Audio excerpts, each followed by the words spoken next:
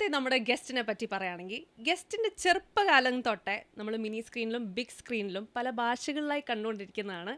A beautiful actress, a dancer, a singer, a performer, our very own dearest, my dearest, Shruti Lakshmi.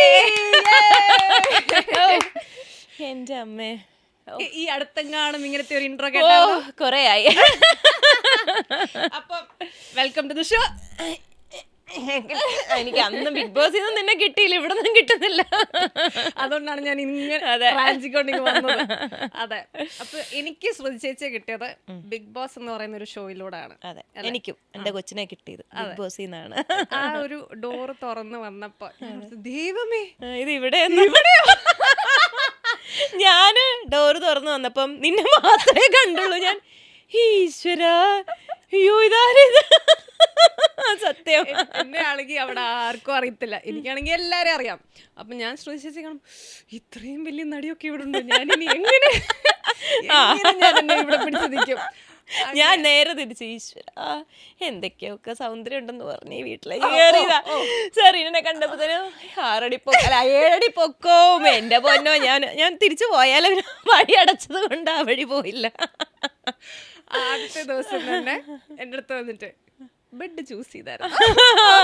സത്യം ചേച്ചി, ഞാൻ bed choose ചെയ്ത് പോയി.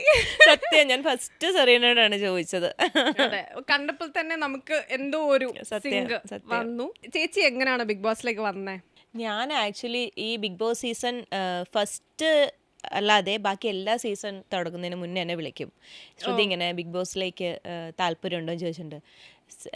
ഫസ്റ്റിലേക്ക് ഞാൻ കേൾക്കുമ്പോഴത്തേന് അയ്യോ ഞാനോ ഇല്ല, എന്നെ എന്തോ കൊല്ലാൻ വിളിക്കുന്ന പോലെ, അയ്യോ ചേട്ടാ ഞാനില്ല എന്നൊക്കെ പറഞ്ഞിട്ട് ഭയങ്കര ഇത്.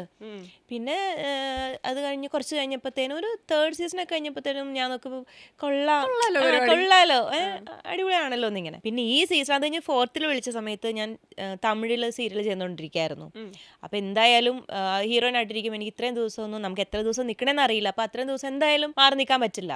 അപ്പം ഈ പ്രാവശ്യം 5th വിളിച്ച സമയത്ത് ഫ്രീ ആയിരുന്നു. അപ്പം ഞാൻ നോക്കിയാലോ, അയ്യോ ഞാനിപ്പോൾ വിചാരിക്കും ഞാൻ എന്തിനാ ഇത്രയും ടെൻഷൻ എടുത്തേന്ന്.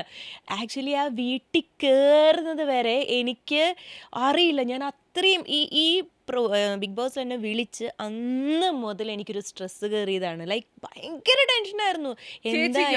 വീട്ടിലുള്ളവർക്കല്ലായിരുന്നു ടെൻഷൻ. വീട്ടിലുള്ളവർക്ക് ഇവൻ ഫസ്റ്റിലെ പറഞ്ഞു നീ പോണ്ടാന്ന് എന്നോട് പറഞ്ഞു. ഫസ്റ്റിലെ ഇവൻ എന്നോട് പറഞ്ഞു നിനക്ക് പറ്റിയ പണിയൊന്നുമല്ല നീ പോണ്ടാന്ന്. അപ്പൊ ഞാൻ പറഞ്ഞു പോയി നോക്കാം, എനിക്ക് എന്തായാലും പോകണമെന്ന് ആഗ്രഹം ഉണ്ടെന്ന് പറഞ്ഞു. എന്റെ ആഗ്രഹം ഉണ്ടെന്ന് പറഞ്ഞാൽ പിന്നെ ഇവൻ അതിന് ഓവറില്ല. വീട്ടിൽ നിന്നൊക്കെ ഭയങ്കര സപ്പോർട്ടായിരുന്നു.